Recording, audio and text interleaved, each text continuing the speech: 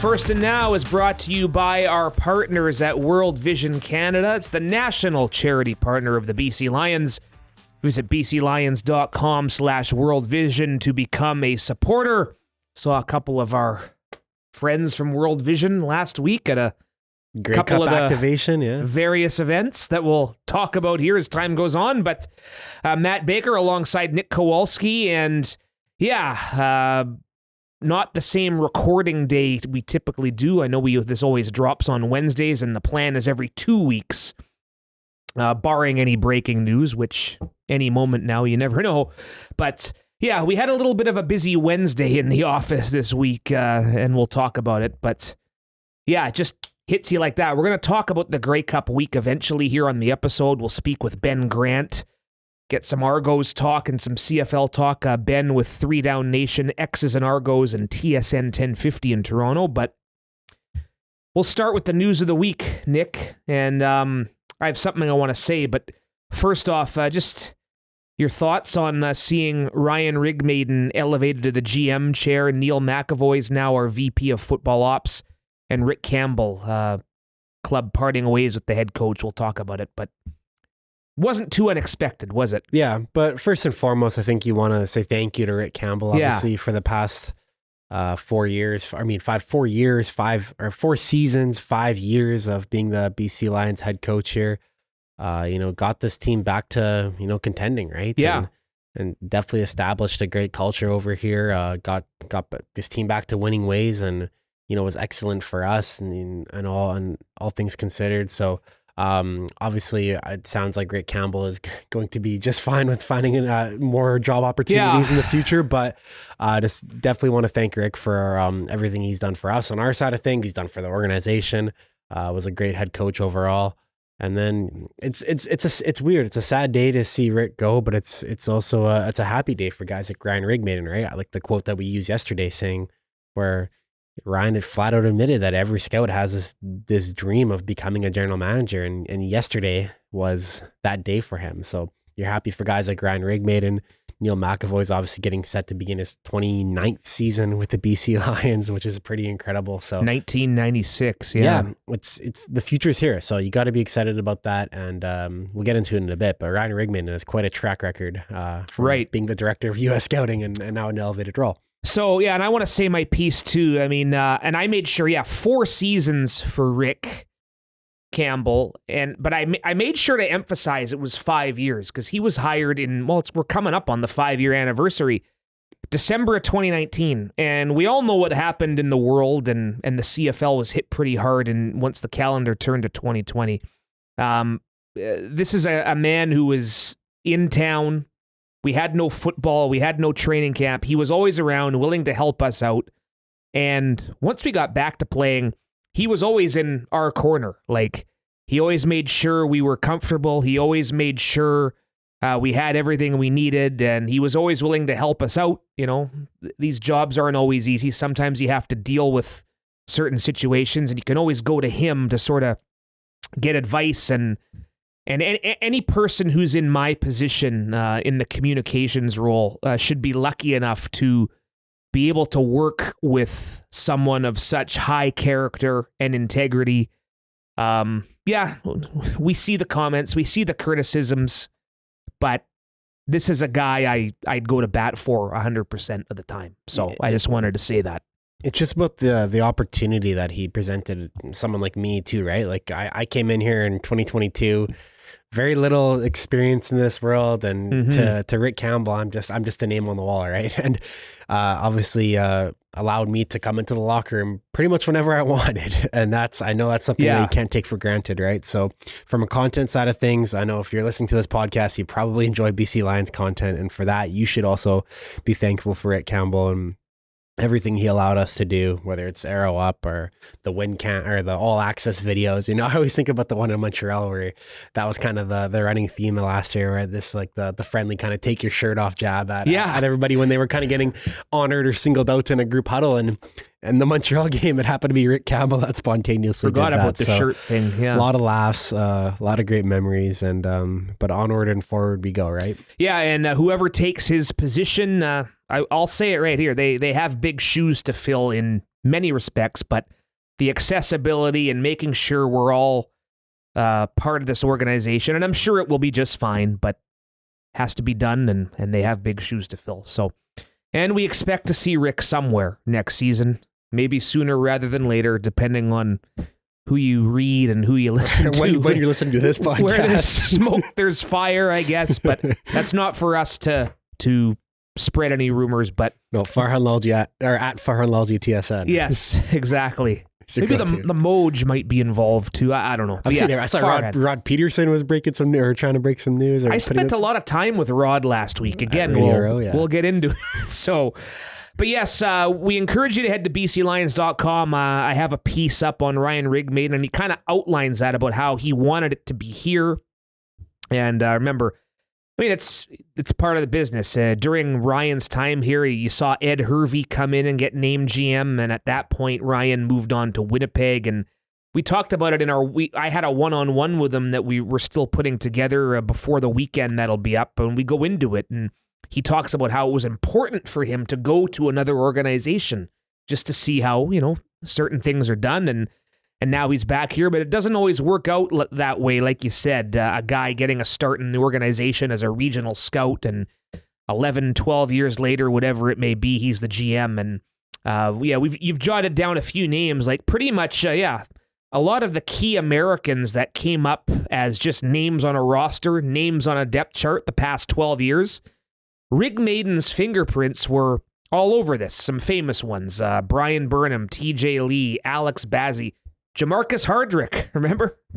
Started out on BC, yeah. Cut by Jeff Tedford in 2015. Who can forget? AC Leonard, Jonathan Jennings, the late Craig Rowe, Luchez Purifoy, current guys, Keon Hatcher, Josh Banks, Jarrell Broxton. The list is endless here.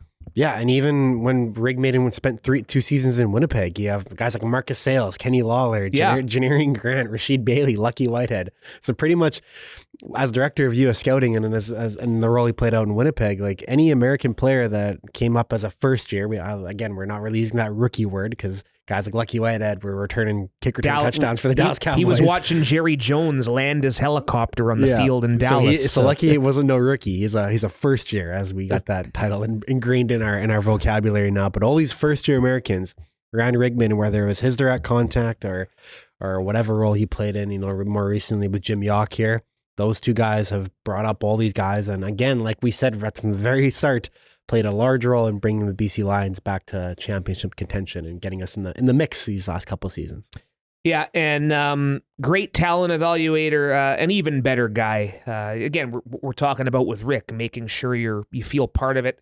Ryan's cut from that same cloth, as is Neil McAvoy, now our vice president of football operations. So the regime's in place, and hey, not many general managers take over and have a to-do list quite like this. We've got to find a new head coach, have to find a trade market for Vernon Adams Jr. That'll be a very bittersweet day when that day happens as well. But he wouldn't take the job if he wasn't excited for it and up for the task, that's for sure. No, and another aspect I liked from yesterday's introductory press conference or announcement press conference was the fact that Rigmaiden kind of said, I don't want to be cocky, but I'm keeping my scouting duties because I've proven over the past decade or so that I'm pretty dang good at it. And then Neil McAvoy kind of steps in and says, to reiterate, he's not being cocky. He's good. That's why he's around. Like we work as a tandem together, and we've built this team up together.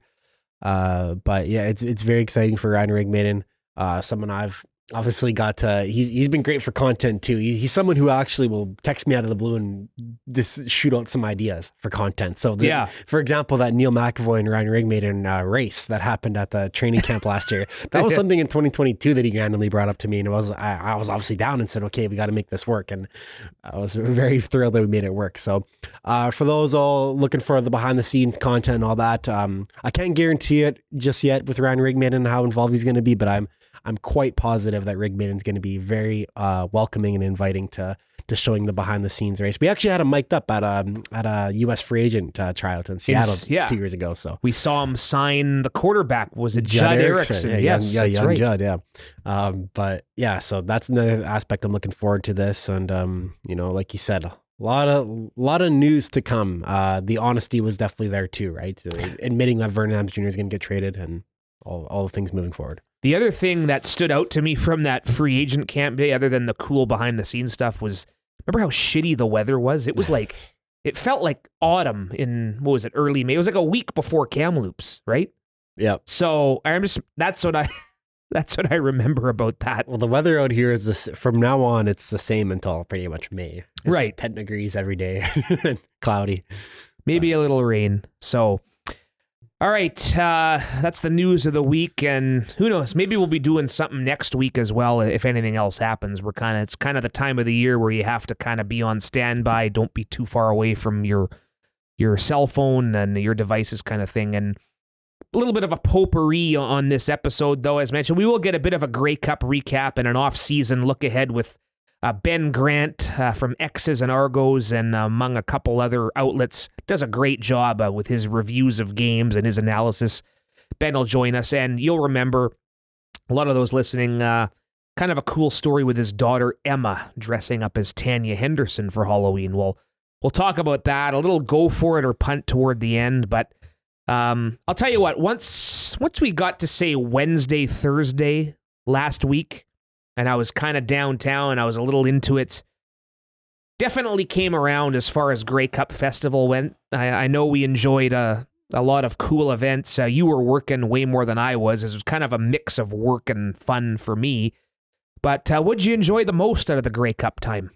I think the first thought that comes to my head is just seeing all the CFL love, especially at the game on Sunday. We got to take the game in as fans, and you look around, you see we see this all every year, but you see all 9 teams represented, a lot of love being thrown out, and it's just a fun time, right, for everybody. You know, it's obviously stressful for the 2 markets that are in the game. Sure, it was just fun, and I ran into Josh Woods moments after the game ended, and he put up an Instagram story that night just of a picture of BC Place and saying, "I understand it now." And guys, that's a perfect example in my head. Is that does it fuel these guys even more now? Yeah, but Americans that come up here and are whether Josh obviously didn't want to be in the crowd and it's at his first Grey Cup game ever, but it just makes you realize how big the CFL is. And that's what I really enjoyed about this week, whether it was the actual game or going to the team parties or, being at the festival on Wednesday for the kickoff where Felix Cartel is bringing in his kind of crowd. That was fun. Yeah. The drone show bringing in whatever it was, 20,000 people to the streets of Vancouver. It showed you how big the CFL really is. So that was my number one takeaway. I mean, the Jonas Brothers concert, that was as advertised. That was amazing. That was really fun. Got a close-up view of that. So I was really grateful for that. But yeah, just an incredible week, a long week. The body is still recovering, to put it lightly. I'm a 26-year-old man that's aching and all those things right now. So wait till you're my age, man. Exactly. So I'm dreading that, but hopefully the workload's a little less when we're up in that up there. But yeah. How about you? Yeah, as mentioned, it was kind of a mix for me. It was kind of just there in a support role for Caitlin, Miriam, and you guys doing content for the festival. The media party, a shout out to Farhan Lalji and Dave Naylor for their role in organizing the Wednesday media party. I don't think I saw you there. It was down at Mahoney's. Wednesday night, just seeing, that's when it hits you from this perspective. Is, oh yeah, people from all over the country are here to cover this thing, and it was great to talk to friends of ours like Rod Peterson, Hustler Patterson, saw Derek Taylor, Jeff Hamilton, Jamie Nye, all these great people that fans might recognize from social media and X. And Farhan got on the mic and spoke and gave a nice tribute to Ted Weidman, who we lost a couple of weeks ago. A great reporter and friend from Winnipeg, and that's a very tough loss for the CFL and the media world, and our thoughts go out to Ted's family for sure, first and foremost. But the gala dinner, you saw me at the gala dinner, 5440. Now, that's one of those bands I liked as a kid, and it's one of those you you go into it, oh yeah, they got a few good songs, right? But just hit after hit after hit after hit. Like, They were shredding. they played like an hour and a half. I thought it was just going to be a type of thing where they came up maybe for 2 or 3 songs. No, it was a full-on concert inside the convention center hall once the formal part of the gala dinner came to an end. And The I love that. skyline is North Vancouver too. It was beautiful. Well, just the way that just shows you how well executed this was. They set it up so you could watch the drone show through those windows, right? Mhm. And it's the drone show it's kind of a coincidence, I guess. It got pushed back to Friday because of the weather. So sometimes things just work out.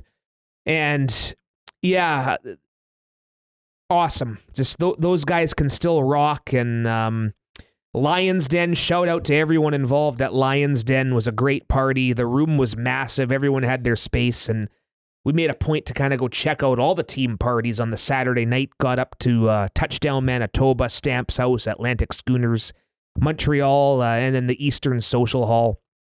A very well-executed event at the convention center. Definitely. I'm with you on the RBC Gala too. I was actually shooting it and did a recap of it Yeah. we put on the Grey Cup Festival Instagram, but that was probably like the sneakiest fun event that I wasn't expecting that. Right. How much fun I had working in. And we got to enjoy it after. We got to watch the drone show. We had Liam on the drone show, and that kind of goes into all the work we did, right? We assembled a dang good content team last week. So That you did, yeah. It was myself, Liam, Steven from the BC Lions, Taylor and Miriam from the Grey Cup, and Caitlin kind of overseeing it. But then we also had Marcus, we had Kyle, we had Jordan on the video team. We had Sarah and Jacqueline as freelance photographers. Miriam had a list of volunteers that were producing content for them, and you can go look at it. I think we put out over 100 pieces of content on the Grey Cup Festival social media accounts, so Instagram, X, all of that. So very proud of all the work we did. I get the last jotted note I have down here is I got to go to my first Spirit of Edmonton breakfast. Oh, did you film that? I right? worked it, yeah. So that was quite an awakening on Saturday morning. Well, I can still hear the social ball in my head right now, but that was something else. I would highly recommend that for anyone going to a Grey Cup festival is to get tickets to the Spirit of Edmonton breakfast. You will not regret it. was lucky to go once. It was that first year in Hamilton in 2021. Rick Lawlisher, who was our president and boss at the time, gave us Moj and myself and Mike Whittingham tickets. And that's Grey Cup in a nutshell. I vastly enjoyed it. All I will say is, I know you were working, it can be dangerous. It's 8 o'clock in the morning. They serve that sluice juice, they call it.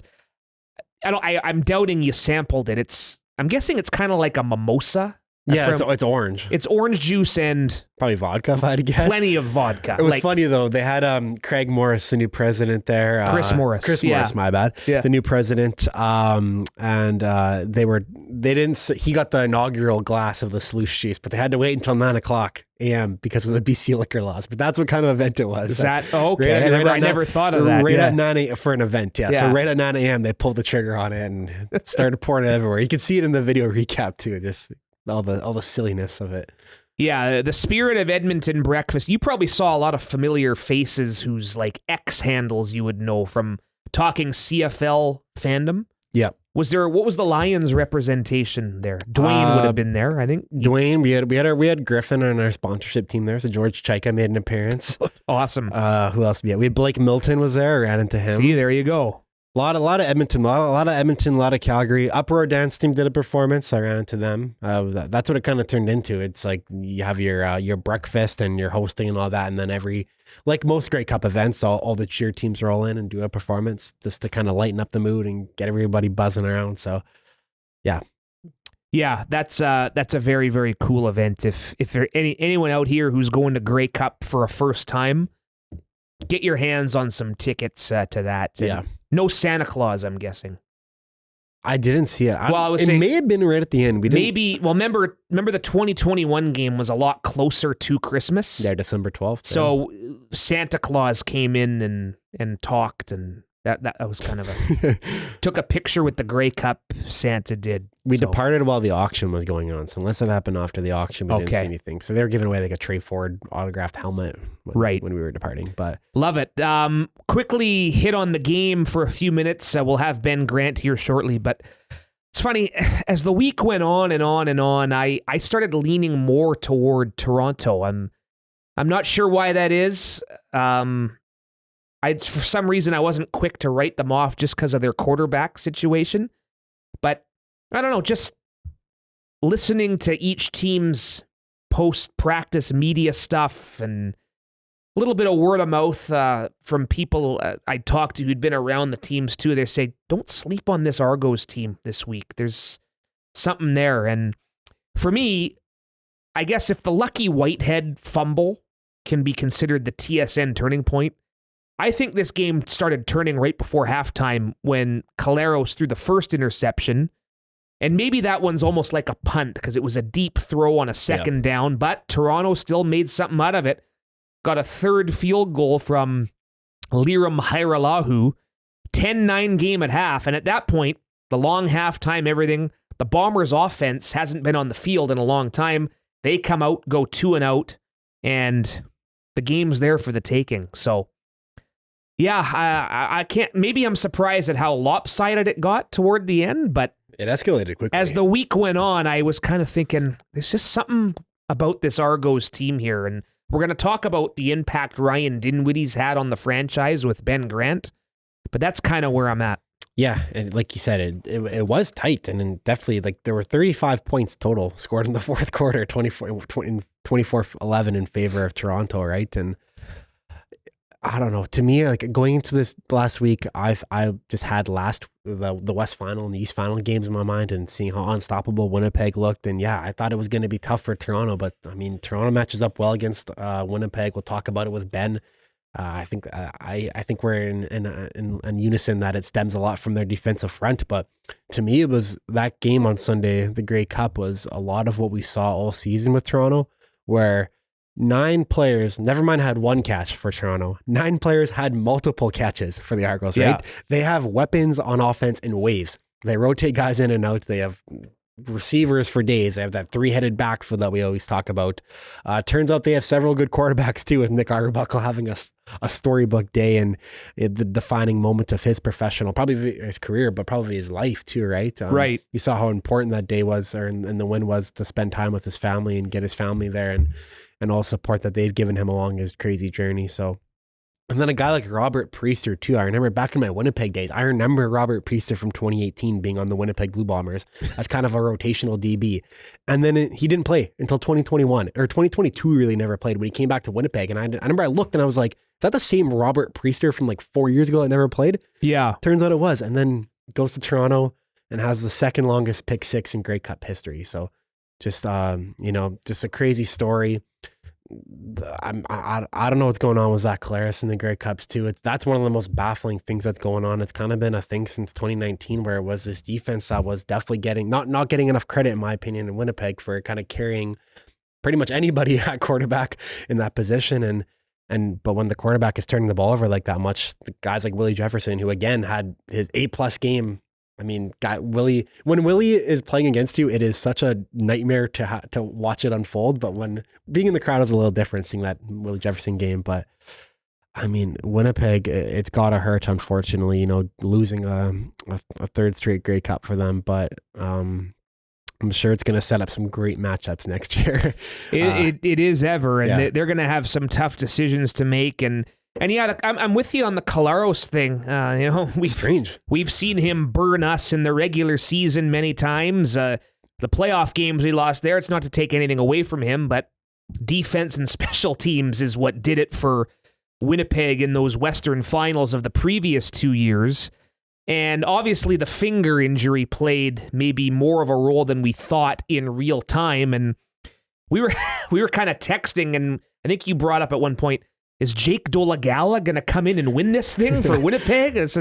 Turns out he was number 3 on the depth chart. But I mean, the thing is, though, the finger, your finger is not aiding you throwing that little curl on third down. Like, your brain is telling you to do that. Yeah. And Robert Priester jumped that the whole way. So I don't know. No, he did. You're right. But it's a talking point. It's still a talking point, and it was kind of a big one. I don't know if you watched any of the Blue Bombers media wrap-up stuff, but yeah, it was a gross looking Toronto finger, won that football game. Toronto, it was there for the taking, and they came in and took it, and they did it the way many of us thought it would be. Special teams with the forced fumble, of course. Lucky Whitehead set up Toronto's first touchdown of the day, and defense 4 interceptions. So congratulations are in store for the Toronto Argonauts, and we were both there in the crowd. I was down in section 236 with my dad and a few of his buddies. You were roaming around, or where were you? I was a rover, yeah. We were started in the upper deck, got to the lower deck.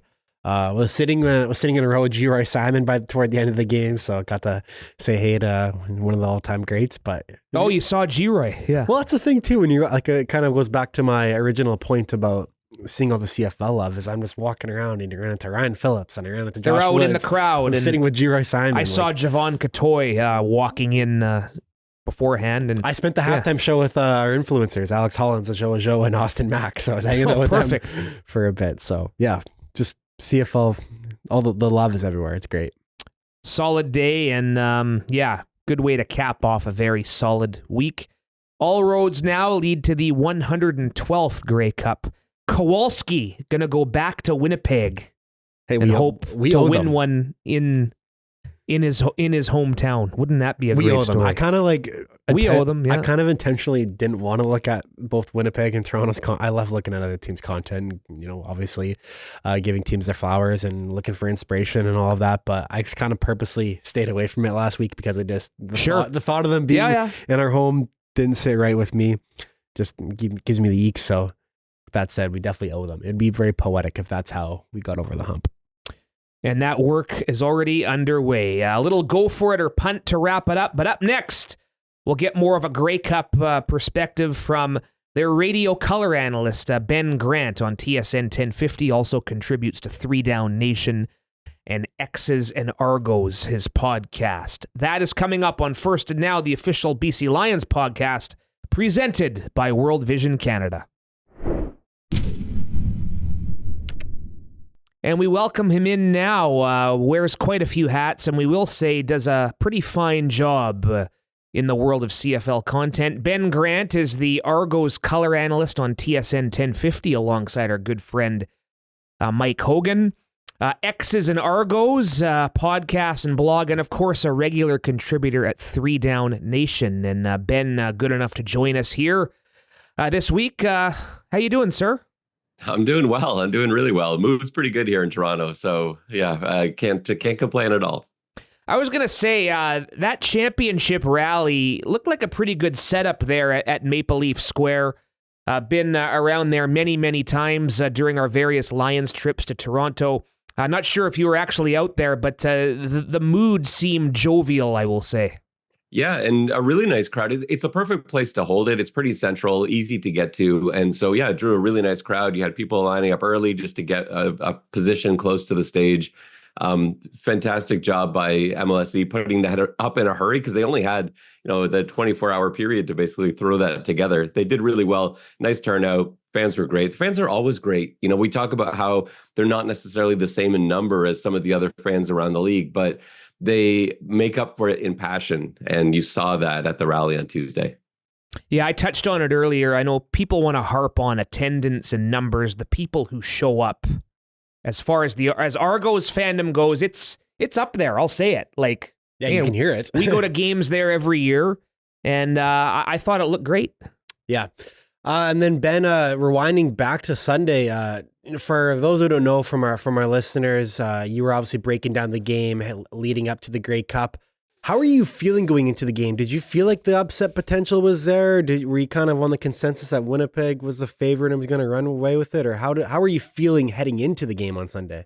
I understood why Winnipeg was the favorite. I thought Toronto would win. I thought they just matched up well against Winnipeg. Like I just kind of looked at it as well. Let's look at the last time this team played the Winnipeg Blue Bombers without Chad Kelly, and it was earlier this year. They played with Nick Arbuckle at quarterback, and they won. And they had less around him that time than they did this time. They were without a bunch of defensive linemen. Wendell McManus got hurt in that game. And so you look at all the pieces they had, it's the same Nick Arbuckle, but playing better. You look at how he played to end the season against Edmonton, how he played in Montreal the week before. I thought, you know what, I feel pretty comfortable that the Argos are going to win this game. And so and I had called it like it was all season. I picked a few of their losses this year as well. But I had a generally pretty good pulse on the Argos going into games, and I felt pretty sure they were going to win this. You mentioned prior to that, we started recording that on Sunday. You got to stay back and watch the game with your family on the broadcast. But like you always do, I'm sure you've gone back in, broken it down from an X's and O standpoint. So what was it that stood out to you maybe on a rewatch that told you or showed you that why Toronto was able to win this football game? Well, it's a few things. So defensively, and I think that's where it started in this game for sure, and where it finished as well. Defensively, they did a good job of being able to create pressure. I know they didn't turn into sacks necessarily, but they could create pressure with the front four, and they could also run stop fairly effectively with that front four. I know Oliveira was getting his 5 yards a carry or so, but he wasn't really able to bust them. And what that allowed them to do is play heavy on the back end. And so linebackers could fan out pretty quickly into coverage to help out the secondary. They didn't need to budget any secondary resources into that blitz package. And that made it really tough. You saw like Collaros, even before the injury, there was nowhere to go downfield. He had that one big shot down the sideline, and that was it. Everything else was really covered up. And you can't normally play the Bombers that way because they'll crush you on the ground game. But that's where it goes back to Toronto's defensive line. They're so stout and so good in run defense, and they were happy to let Oliveira get his 5 yards at a time. Do it. That's fine. You're not going to win the game that way. And so that's sort of where it started and finished. And then offensively, they did enough. They needed Nick Arbuckle not to make huge mistakes. They didn't really take any huge chances. I know the one chance they did take got picked off. And then there was the Willie Jefferson pick, which I don't even know. I still don't know how that happened. Amazing. Athletes that can make that play. But, you know, that was the key to the game. It's just Arbuckle playing within himself and the defense doing what they've done all year and being pretty fantastic. For me, it's no secret. You know, when a head coach has a team, has an organization, Mike O'Shea in Winnipeg, there's a reason they've gone to 5 straight Grey Cups. Ryan Dinwiddie, he's up there all of a sudden. 4 seasons, Eastern Final every year, 2 Grey Cup wins. What can you say about the impact he's had on the franchise? He's been everything. You look back at what this franchise was like before COVID. Go back to 2019. It was not a good football team. They were rough. They were in really rough shape at the very bottom of the league. And Dinwiddie came in during the pandemic, cleaned everything out. Everything was sorted. They had some new faces in the front office as well as some familiar faces in the front office. And they did a great job of setting this team up for success. But the way that Dinwiddie has gone about coaching since his arrival has really turned around the franchise, because it hasn't been easy for him either. Let's not forget about all of the quarterback issues they've had going back to his first season. It was supposed to be Nick Arbuckle's team, and he came in expecting to create an offense for Arbuckle. They traded him away halfway through the season, and it was McLeod Bethel-Thompson, and they still ended up with the best record in the East. They went to the East Final before losing to Hamilton. In the next year, again, it's a whole different plan that you've got going for you. And into 2022, they end up being able to win the Grey Cup. McLeod Bethel-Thompson fighting it out and finding a way, but he got injured in the Grey Cup, and now suddenly Chad Kelly's in. So it seems never to work the way it's intended. The only year it did was 2023, where they went 16-2. That was the one year where there were no problems. They won 16 regular season games and then just imploded in the East Final. And again, this season, you know, you had the start of the year, 9 games without their star quarterback. But I think maybe that was a blessing in disguise, because they got to see how to play without Chad Kelly. And maybe that's what led them to this victory in the Grey Cup, where they went back to something pretty comfortable. But yeah, I don't think Ryan Dinwiddie's getting talked about enough around the CFL for the job he's done. All he's done since arriving in Toronto is win football games. We're going to shift gears and talk a bit about some of your forecasts for the offseason, but we'll start with a guy we've mentioned already, Nick Arbuckle. What do you see in his future now? I don't know if he's going to get a starting job in the CFL. I don't think that will just be, I don't think anyone is going to look at Nick Arbuckle and say, yeah, he's 100% going to be our number one guy, because I think there's going to be a hesitation. But we can't forget that just a few months ago, nobody wanted Nick Arbuckle. He was just sitting out there. Toronto brought him in and really was the number 3 quarterback for most of the season for all intents and purposes. You can't deny he looked great in the Grey Cup, the quarter against Montreal, the 3 quarters against Edmonton, but it is a small sample size. That said, I think it's enough for teams to fight over him for a backup job and maybe bring him in a situation where he can compete with a younger starter and maybe make a case for himself. And Ben, when it comes to the offseason in general, what's maybe 1 or 2 fascinating things that you're looking forward to, whether it be, the quarterback market that's going to ensue here, the head coach and GM vacancies? Like, what are you looking forward to this offseason? There's a new commissioner that's going to come in. Like, there's a lot of things that still have to be figured out, right?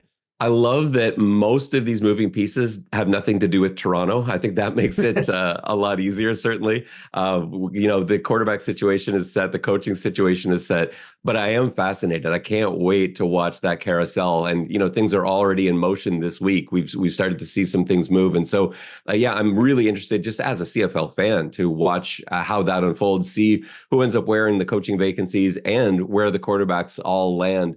But from a Toronto perspective, it's going to be more about free agency. There are, as always, every CFL team every year, there's a number of guys, and you look at the list and you're like, man, we can't lose any of these guys. And that's the case once again for the Toronto Argonauts, where you've got Wyndham McManus, Deshaun Amos, Jared Brinkman, like 3 defensive cornerstones, and a little bit less scary on the offensive side of the ball, but you still got Kadeem Carey, DeMonte Coxey.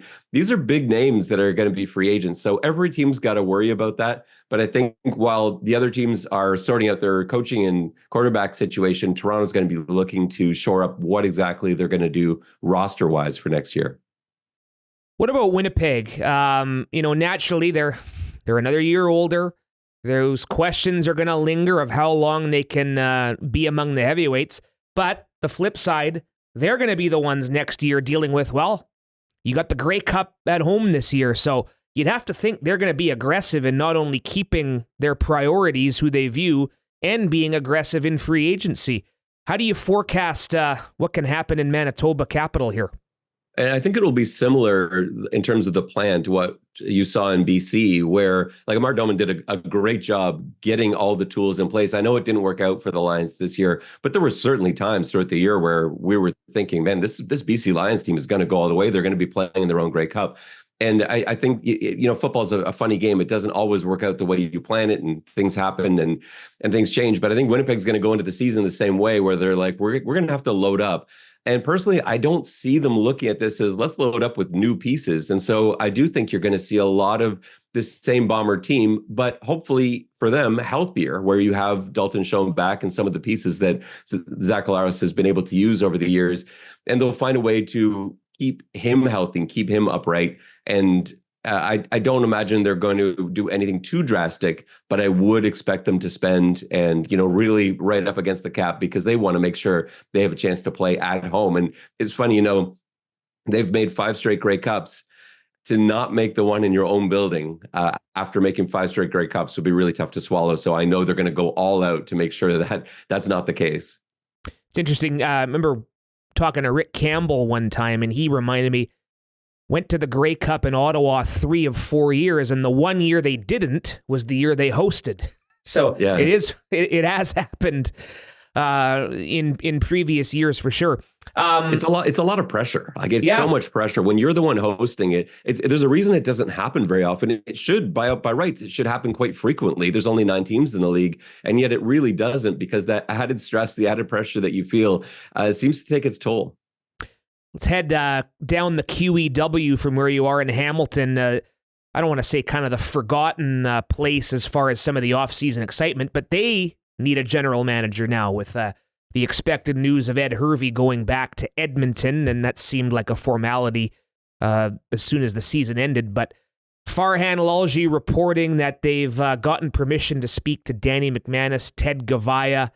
You think it's safe to say they pluck one of those guys out of a market like that, or What's your Yeah, I think gut so. tell you? And if Farhan comes out with something, it's usually gold, and so I wouldn't expect it to go too far from that. So yeah, like Ted Govea would be a really interesting one to bring in. You know, he's had so much experience and worked with a number of different clubs. Obviously, has great football ties. I think that's a name you can feel really comfortable with if you're Hamilton.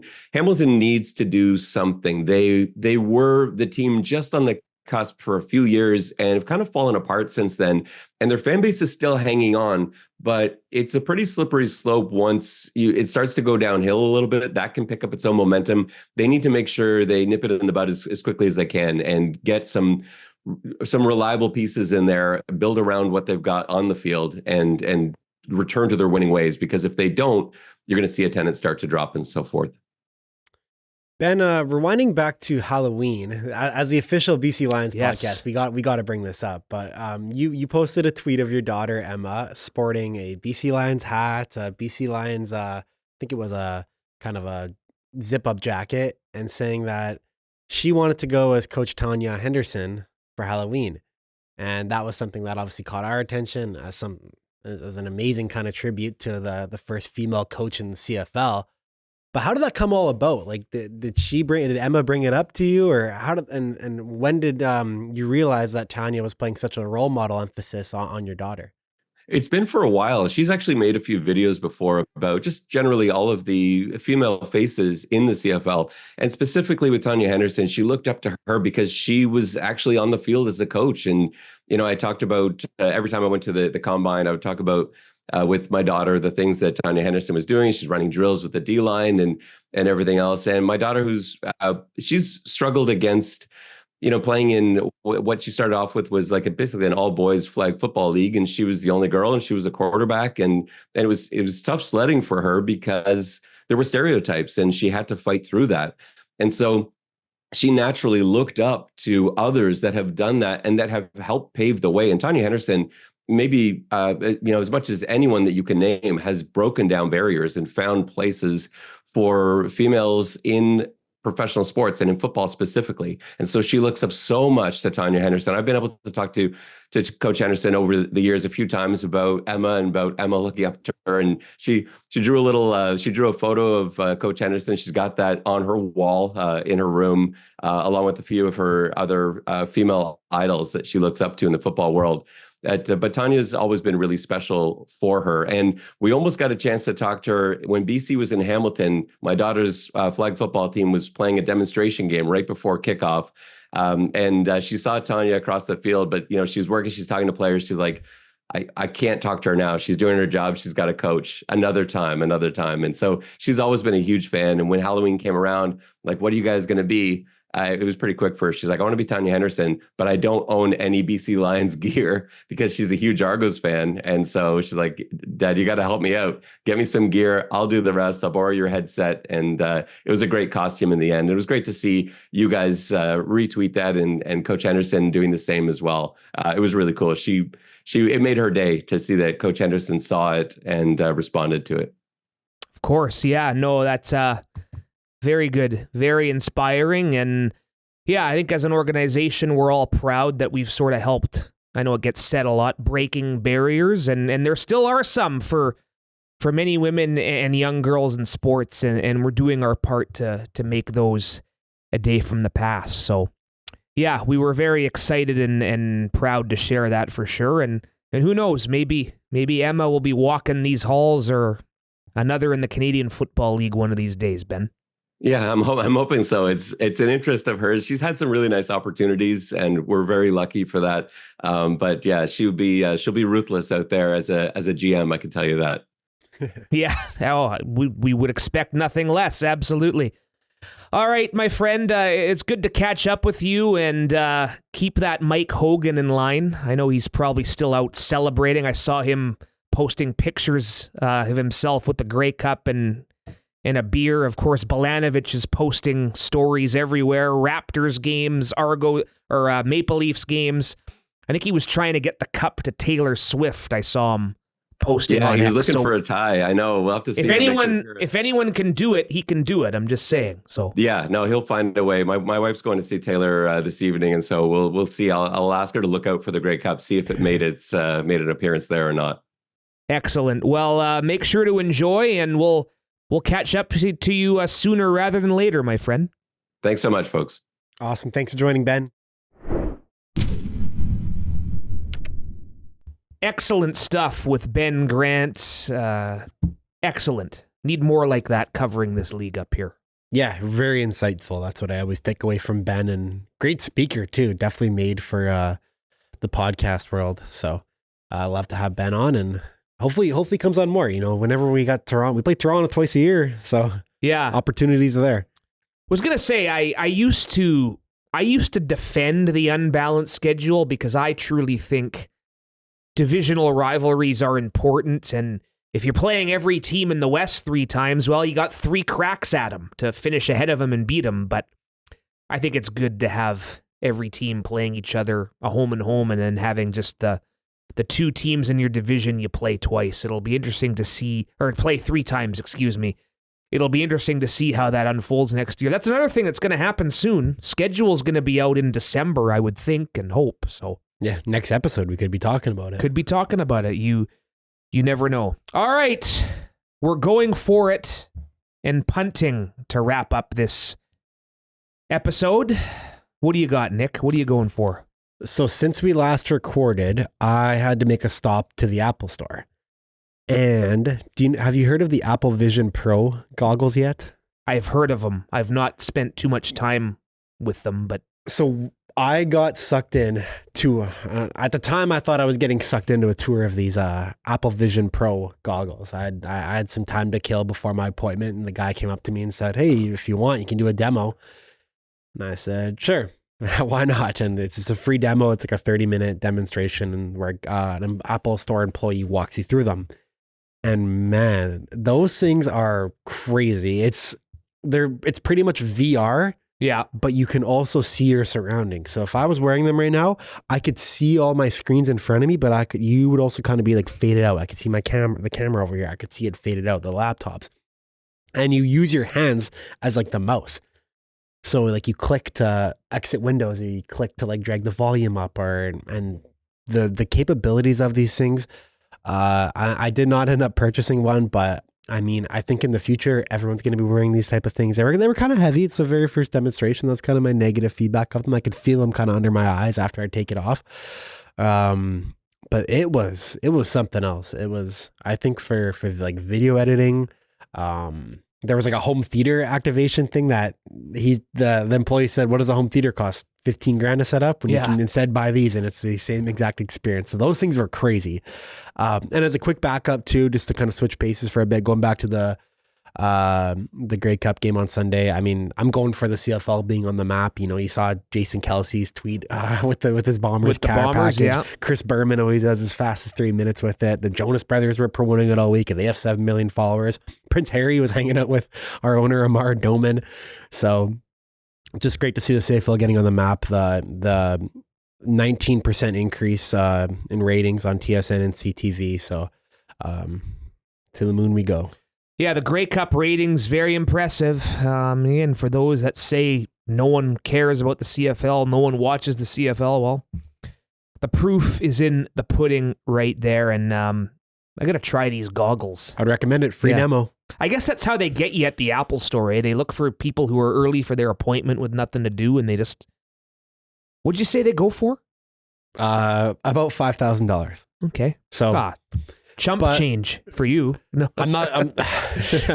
I can't remember the name of the Apple employee that was helping me out, but he kind of straight up admitted to me that wait for them down the road and they'll drop it. He kind of referenced like the AirPods. When people got AirPods, they're like, "We already have headphones. Why do we need these?" And now you don't even think about it. Everybody has AirPods except me, because I'm back on my wireless headphone gang. But and then correct me if I'm wrong.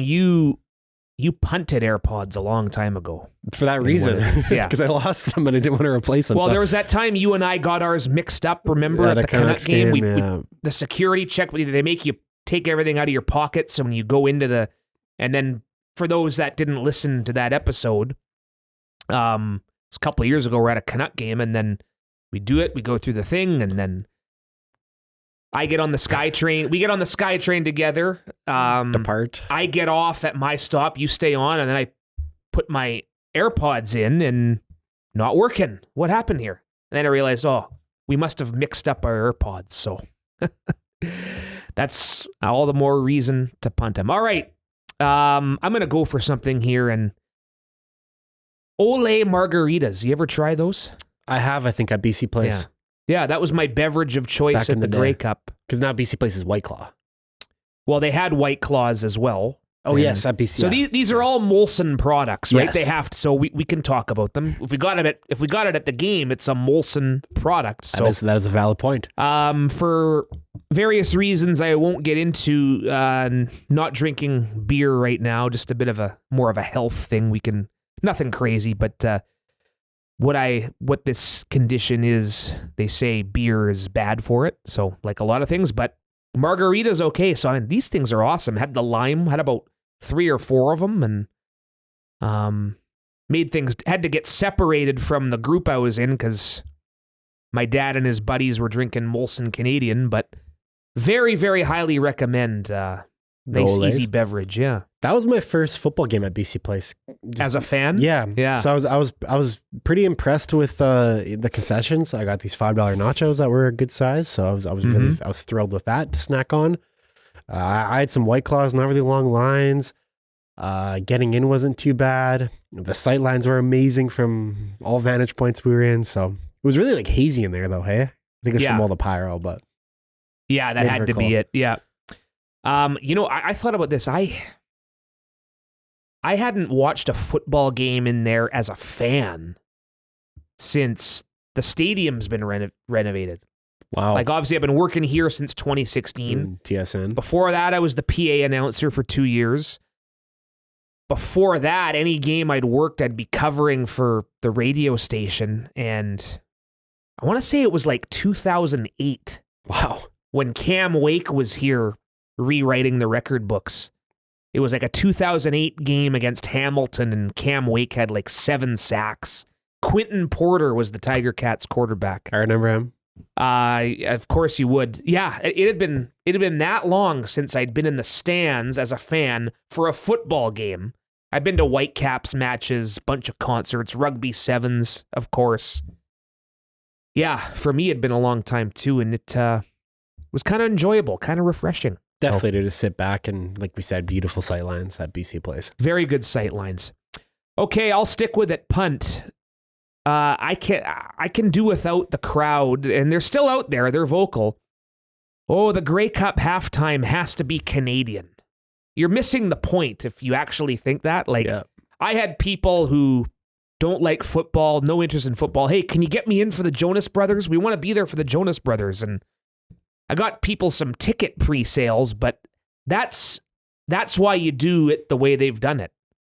If these people complaining about it are commissioner and they want to bring in Trooper or Loverboy, all the power to no, and I don't dislike those bands, but I hear you. Go nuts. See what the reaction is. Yeah, the sound. I was at Sam Roberts. 54-40. I wouldn't do them at halftime as much as I loved watching them on Friday at the RBC Gala. I didn't know Sam Roberts did the Grey Cup halftime show in 2003. Montreal, was Regina. it in 2000? Or was it that far back? Yeah, during their concert, they talked about it, actually. But I'm totally with you. Jonas Brothers is awesome. CFL's been making some great decisions regarding halftime shows the past 2 years. Green Day the year before. Green Day was phenomenal. Oh, I thought Jonas Brothers took it up a level, though, just because of the length. That's what did it for me. And right. all like the selection you got from their discography. So I thought Jonas Brothers knocked it out of the park. Why? The thing I was confused. Why did they sing "Cake by the Ocean"? Because Nick did "Jealous." That's his own song. And he took a turn doing his own song, and then Joe did "Cake by the Ocean." Okay, so Joe was in the band that did "Cake by the Ocean." DNC, yeah, okay. Yeah, so that's Joe. When they split up, that was Joe Jonas's band. Nick Jonas started doing some music. All right. Yeah. And then Kevin was kind of just hanging out for that period of time. But I love that too, because those are hit songs, right? So I actually chose that. You were at the RBC Gala. I had to do Claire Hannah's intro video where she actually had all her TSN montage clipped up, but they wanted some music on it, and they just said pick a song. So I picked "Cake by the Ocean" because I thought it's like a nice little vibey song to get it going. So I'm happy they did it at the Grey Cup halftime. There you go. I didn't. My Jonas Brothers knowledge wasn't that deep. Yeah, they split up for a bit. Sadly, I knew that part. I just didn't know he had been in that band. So yeah. So there you have it. What are you punting? So the NBA play-in tournament has started. Has it? Yes, That's it has. news to me. Well, like we always talk about our basketball, hockey, and all that. It kind of starts Takes for a us. back seat. It starts for us around now. So I went to the Canucks game on Tuesday, and before then we were at an Italian restaurant, and the Cleveland Cavaliers and Boston Celtics game is going on. And so for the play-in games, they specifically they do the courts different. So in there, right? It's like that I like. You like that? It's the one vibrant color. I'm not a fan of it, and it stems into the whole NBA kind of trend where they're wearing all these like special jerseys and all that. Like you turn on a freaking Milwaukee and Brooklyn game, and Brooklyn's wearing green and Milwaukee's wearing blue, and you're like, what the hell is it? Like, I don't even know who's who. It's just I'm not into all of that. So I like the basics, right? You know, in hockey and the NHL where you have to declare your jersey for the playoffs. I like all of that for the special occasions, kind of like these play-in tournaments. That's kind of where I'm heading to here, but I'm punting it. I just like keep the hardwood, that normal beige color. Are they doing this in Vegas again? Where are they doing this tournament, or is it it's every Tuesday night for the next 5 weeks? But it's just that you're the team's normal. The home final court. was in Vegas last year. I think they had like a playoff round, and then the finals in Vegas. Yeah, I guess that's a backup punt for me. Talking about uniforms, the Bombers should have been in gold pants. The Argos should have been in blue pants. Bit of a color rush vibe to it. Hey, that's all Well, that was Winnipeg's first Grey Cup in this little run they've had. They've been in white every time before. So who could have thought the uniforms don't decide the games? Shocking, right? Because they actually chose white. I think it was 2 years ago. The first time they lost to Toronto, they were the home team, being in the West, and they chose white. So anyway, good times. All right, that brings this episode to an end. Again, we'll be back in 2 weeks or less, depending on what happens here in Lions Land. Head to YouTube. You'll soon see a one-on-one with Ryan Rigmaiden, BCLions.com. We've written a piece on his ascension through the ranks. And special thanks to our podcast partner, World Vision Canada, official charity partner of the BC Lions, bclions.com/worldvision to become a supporter. Matt Baker, Nick Kowalski, signing off for the week on First and Now.